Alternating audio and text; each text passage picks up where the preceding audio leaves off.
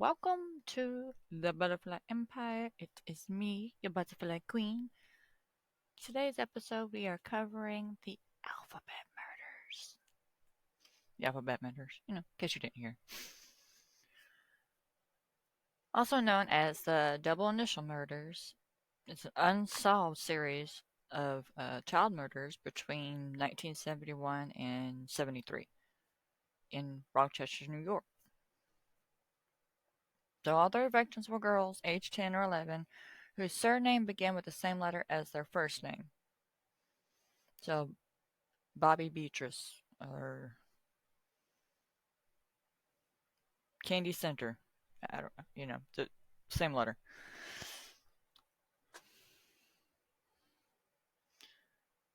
Each victim had been sexually assaulted and then unalived by either manual or ligature strangulation.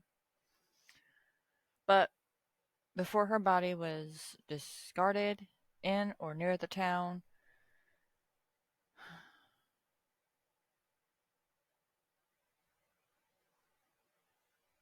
wait, I have to say this whole sentence or you're not going to understand.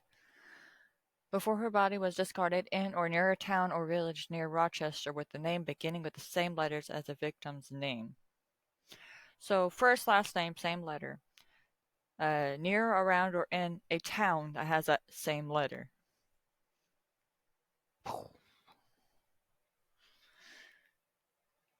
And the first one is Carmen Cullen. At 4 p.m. on November 16, 1971, a 10-year-old Puerto Rican child named Cameron Cullen disappeared while returning home from an errand in Rochester. According to the eyewitness, Cullen entered the pharmacy her grandmother had instructed her to visit while on West Main Street, but left the store upon learning the prescriptions she had been instructed to collect have not been processed. Informing the store owner, Jack Corbin, I gotta go. She was then observed entering a car parked close to the pharmacy. Then Cullen was reported missing to the police department at 7:50 p.m. Approximately 15 minutes after Cullen exited the pharmacy, scores motorists driving along Interstate 490 observed the child, naked from the waist down, running from a reserved vehicle belonging to a dark-colored Ford Pinto hatchback. Frantically waving her arms, and then shouting in an attempt to flag down a passing vehicle. Very smart thing to do. At least one of those witnesses observed Cullen being submissively led back to the vehicle by her abductor. 2 days later, two teenage boys discovered Cullen's partially nude body in the gully not far from the Interstate 490, close to the village of the Churchville. This location was approximately 12 miles from where Cullen had been seen alive. Her coat was discovered in a culvert some 300 feet from her body. Ow. Right? I just found that I had a boo-boo. Brutal. Ow. However that happened. Whatever. Some 300 feet from her body, her charges were only discovered on November 30th. Close to the service road near, numerous motorists had observed her attempting to escape her abductor. Gonna need more coffee here in a little bit. An autopsy revealed that in addition to having been essayed, the child had suffered a fracture to her skull and one of her vertebrae before she had been manually strangled to death. Furthermore, her body had been extensively scratched by fingernails. Okay, I gotta think on that one.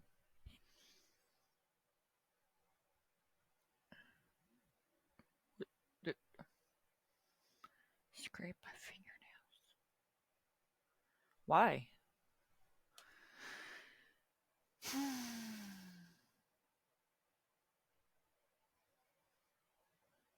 But anyways, New York papers initially offered a combined reward of $2,500 for information leading to the arrest and convicted of the murder, and all information each publication revealed was released to police. Numerous local businesses and residents added private donations to the board, founding gradually. Excuse me. Let me put this down. There you go. Come. Stay there. Don't move.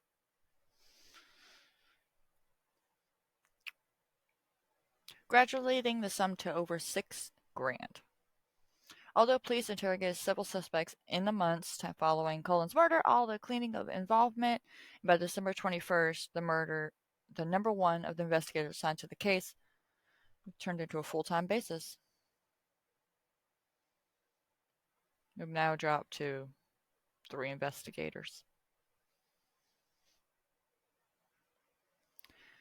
In early 1972, 5 large billboards, each measuring 30 feet by 12 feet, were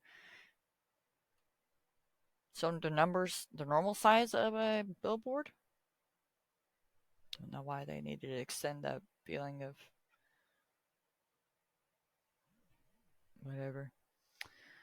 Anyways, billboards, blah, blah, blah. High picture of the child along the highways. Do you know who killed Carmen Colon? Free use of those billboards was given for a month by the Rochester outdoor people. Each offered a $6,000 reward for any information leading to the arrest and convicted of Colin's murders, in addition to displaying the telephone hotline number and postal address. Okay. Next one, which really messes with my OCD because I don't go in order, because I thought I was going to be like a C, then a D, and then an E, and then an F, and, order. We're jumping to the W's. Wanda Walkowitz.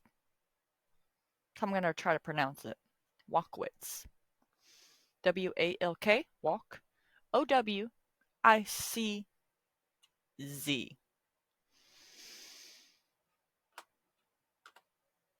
We're going to...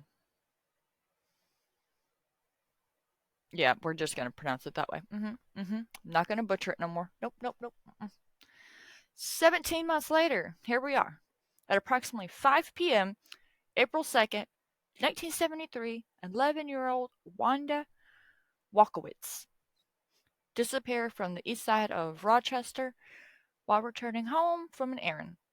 According to the owner of the Walkowitz had been instructed to visit, the child had been purchased the groceries she had been instructed to buy approximately at 5:15 p.m.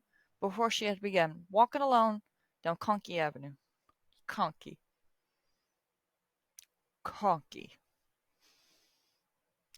Weird names.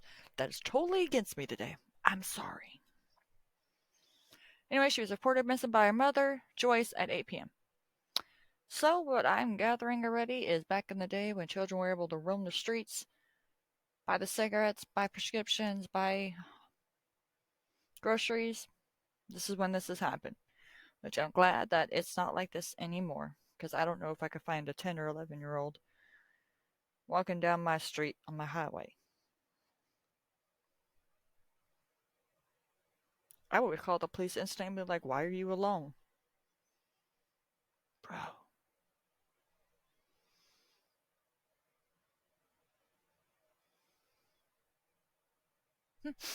Okay.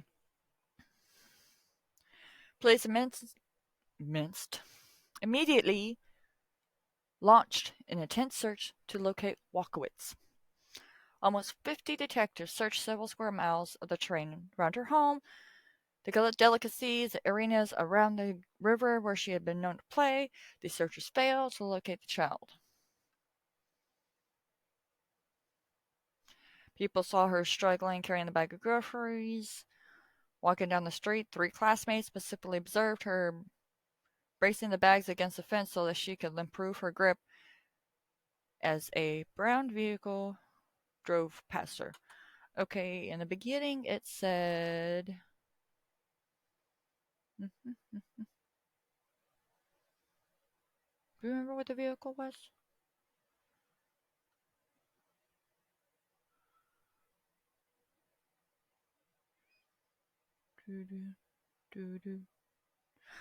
Ford Pinto hatchback, dark colored. That's what it was. Gotta remember that. Okay.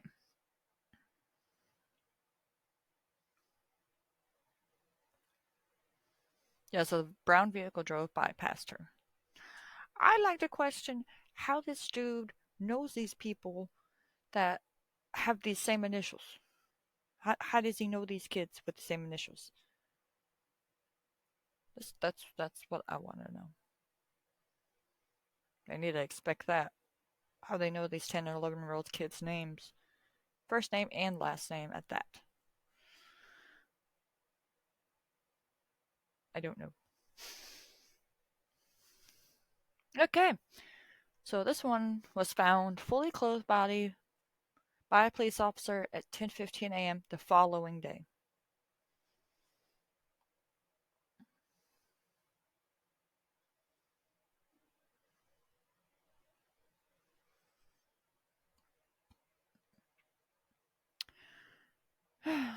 Discarded at the base of the hillside along the access road of State Route 104 in Webster, approximately 7 miles from Rochester.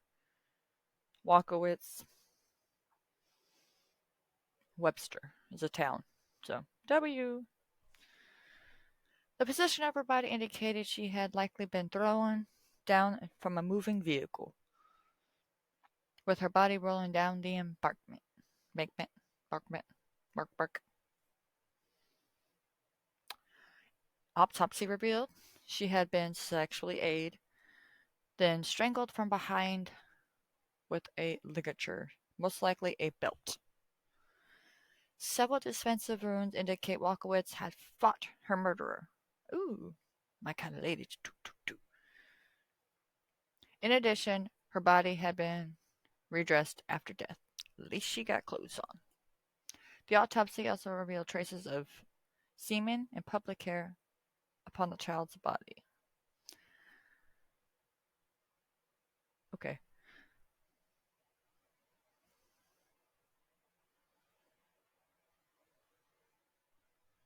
Furthermore, several strands of white cat fur were found upon her clothing, although the Walkowitz family did not own a pet with fur of this color. Does he have a cat that he brings into his car? Does he recently picked up one? Is it not his? Did he steal the vehicle? Hmm. Anyways, as been with the same case of Carmen Cooley, investigators established an anonymous telephone hotline in addition to distributing numerous flyers throughout the Rochester, appealing the information, a reward of 10 grand for information leading to the arrest and conviction of Wallowitz murder was also established. These police inquiries produced an eyewitness to inform investigators that Wallowitz had been walking home from the store on the evening April 2nd. He had observed the child standing along the passenger side door, large brown vehicle. He had observed the child, dyslexia, come on me, conserving with the driver. This eyewitness is unable to obtain a clear view of the occupant of the vehicle, although the location of these sightings was just 2/8 of a mile from the Walkowitz home. Another person called in and informed investigators she had observed a man forcing a red-haired girl matching Wallowitz's description into a light-colored Dodge Dart on Conkey Avenue, Conkey again, that word, between 5:30 p.m. and 6 p.m. on the evening of the disappearance. The Rochester Police Department dismissed any suggestions of a link between the murders of the Colin and Walkowitz. Although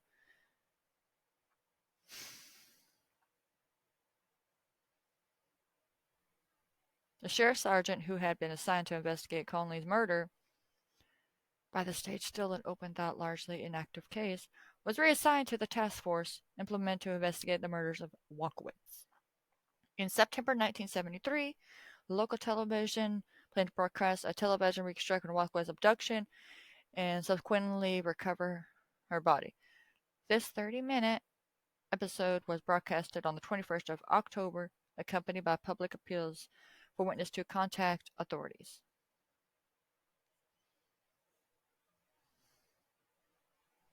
Over 200 people called, they're from the public. No useful leads of any kind. They're all useless. They try their best, but mm-mm. Nothing. And the last one. Michelle Mienza. Maenza. What is with these Z's today? So I think that's what I need to go Z. You know? Take a nice nappy doodle. Get off my screen. Fuzzy.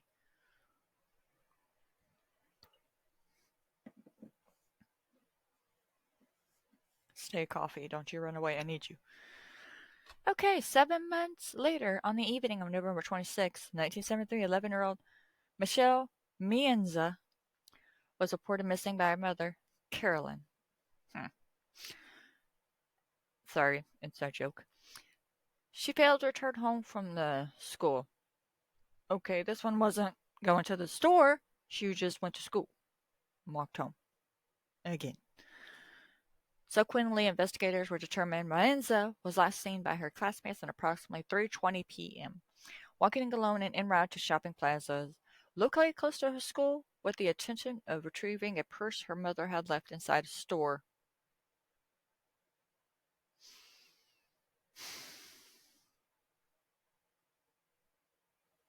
Really? I thought this was she was detective going home, but no. Of course, it involves a child going to a store.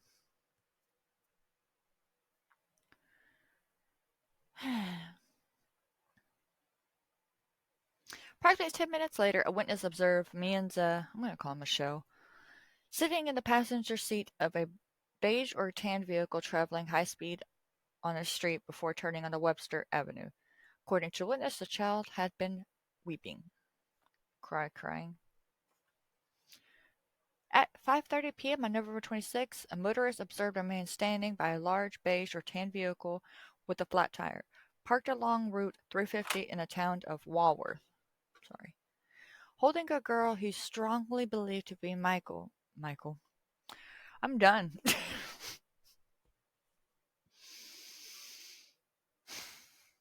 Michelle.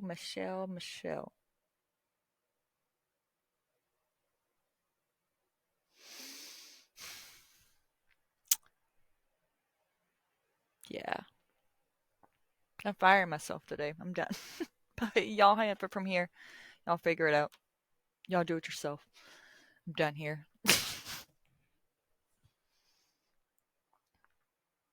Michelle, by the wrist. You know, get over here.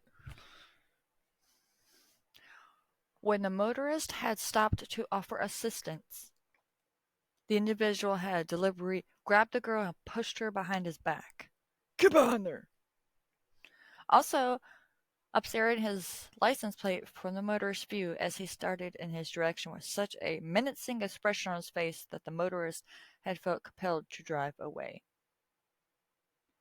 Such a mean mug that you drove away? Okay. Michelle's fully clothed body was discovered at 10:30 a.m. on November 28th, lying face down in the ditch alongside the rural road of Macedon, approximately 15 miles from Rochester.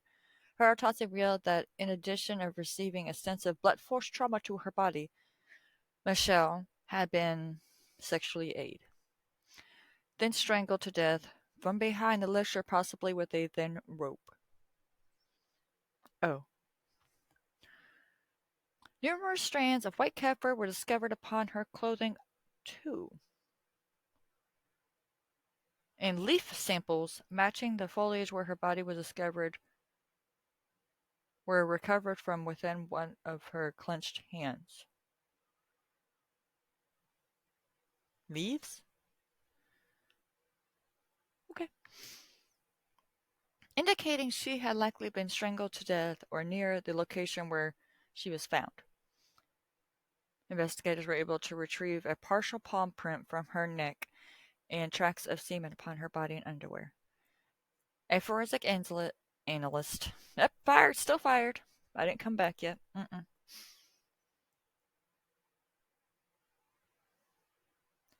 Analysis of the contents of Michelle's stomach revealed traces of a hamburger and onions which had been consumed approximately 1 hour before her murder, giving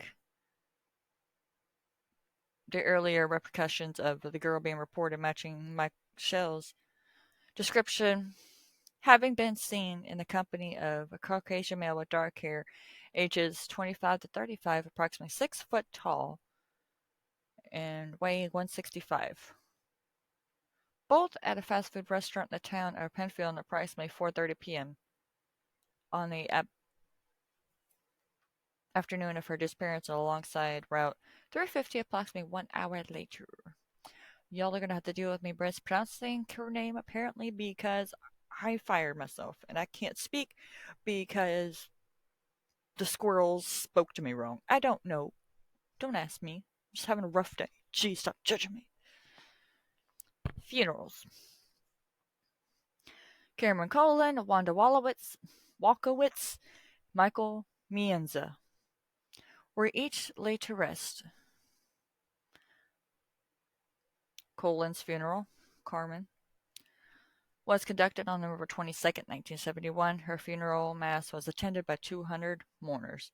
Walkowitz was laid to rest April 6, 1973. She was laid to rest in a small white and gold casket following a service officiated by a reverend. Mienza's funeral was held at Corpus Christi Church. Ooh, I know that one. On December 1st, 1973, her open casket funeral service was attended by the scores of mourners. At the conclusion of Michelle's funeral service, her father, Christopher, stated the other mourners, "She was a sweet girl. She didn't fight much." So, investigations now. Let me repossess myself so I can get y'all face to face. Other child murders generated intense public outrage. Each received intense publicity following the murders of Michelle. Investigators released a composed drawing of the visual seen by the child by numerous witnesses on the media. They also installed a telephone hotline exclusively devoted to the manhunt for the perpetrator. Oh, I can say that word just fine. Whom they strongly suspect had committed all three murders, was again offered to anonymities. Anonymities? Yeah. Yeah. Mm-hmm. Y'all have at it. I'm done. Just kidding. I have to finish this. But y'all can finish it seriously. You can just like hit the pause button and go search this for yourself. Just, you know, you don't gotta hear me butcher these words. Anonymity, anonymity, anonymity. We're gonna get this right. Work with me. Was again offered to any caller. Offered any information. And a reward was again offered to any information leading it to the arrest and conviction of the perpetrator. Although these efforts resulting in numerous calls from the public, nobody was located, nobody was found, nobody could give any credibility of anything to finding this man. Investigators interrogated more than 800 potential suspects and related to the Alphabet murders. The perpetrators of the homicides were never caught, and the case remains unsolved as each child hailed from poor Catholic families. Ooh. They had few friends and had recently experienced issues such as bullying, poor academic performance at her school. Investigators have not discounted the possibility the murders have been employed by or held knowledge of the practices of or social service agency in efforts to initiate contact with or gain the trust of each victim.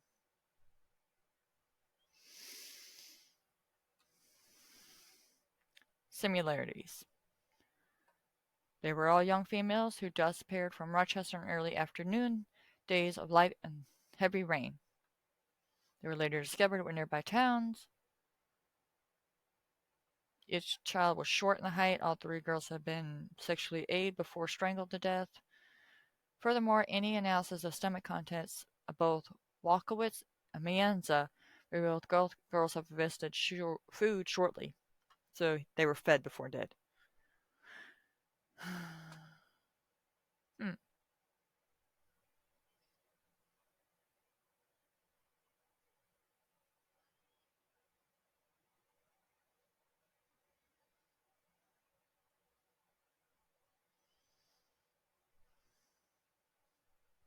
No, the rest of that's just explaining what I've already read to you. Now, let's jump in to suspects. Miguel Colon, which is related to Carmen Colon, her uncle. Blah, blah, blah.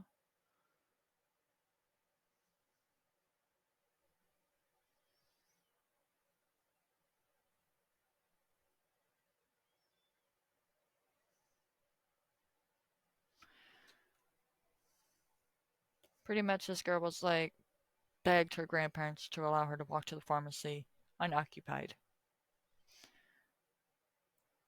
Her uncle is known to have purchased a car closely matching the vehicle seen by witnesses reversing up Interstate 490 in pursuit of the child.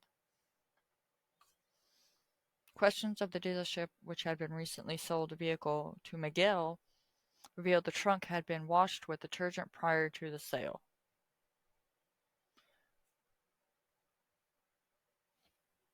This little hair is bothering me. I'm sorry.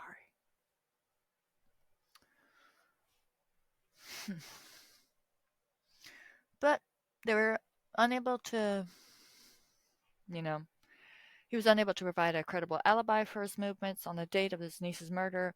No individual could locate the carbon, corroborate his claims. Corroborate his claims. I'm so glad this thing doesn't go in alphabetical order regarding his whereabouts. But besides evidence, no physical evidence was located. Hmm. But sadness to this moment of he committed suicide in 1891 at the age of 44, following an incident of domestic violence in which he shot and wounded both his wife and his brother.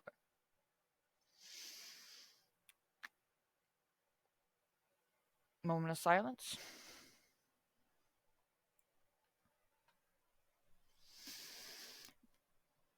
Dennis Termini, 25-year-old Rochester firefighter,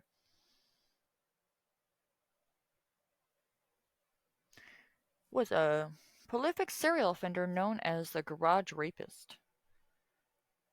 What?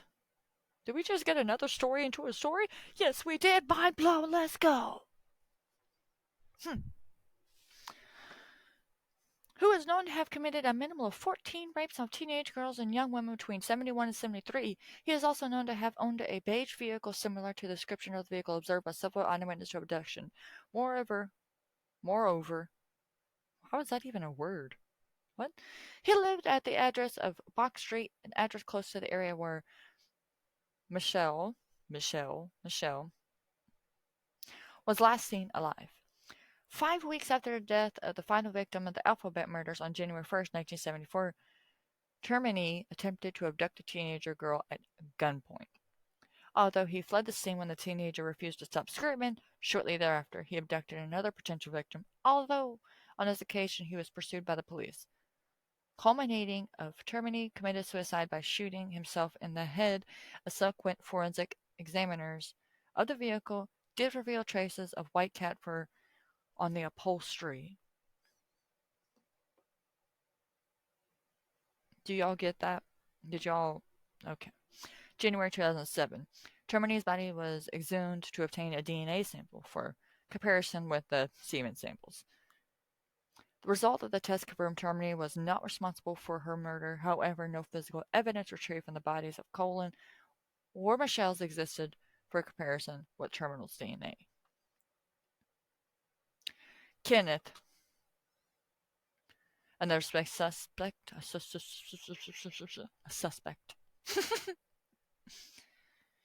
He was an ice cream vendor.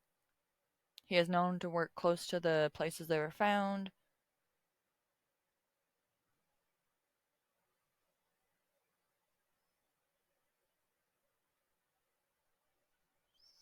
Him and his cousin, Angelo, we get another story inside of a story, committed the Hillside Strangler murders of 10 girls and young women between the ages of 12 to 28.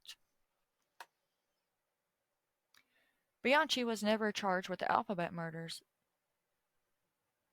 However, While residing in Rochester, he's known to have driven the vehicle of the same color and model as the vehicle near the abduction site.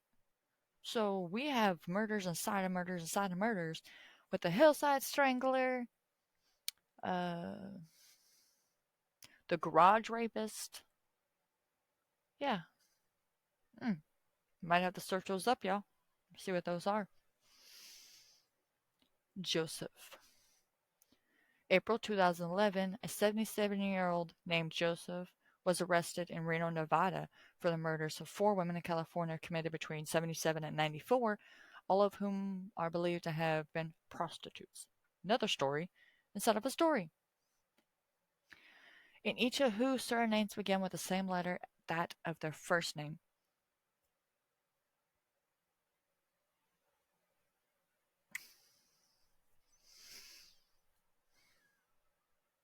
His DNA did not match the semen samples.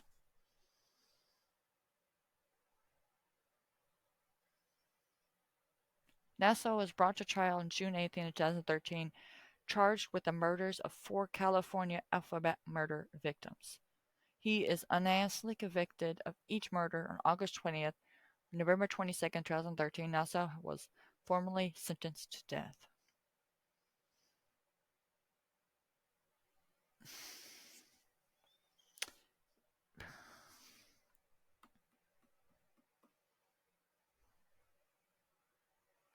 These three girls, all the alphabet murders, right?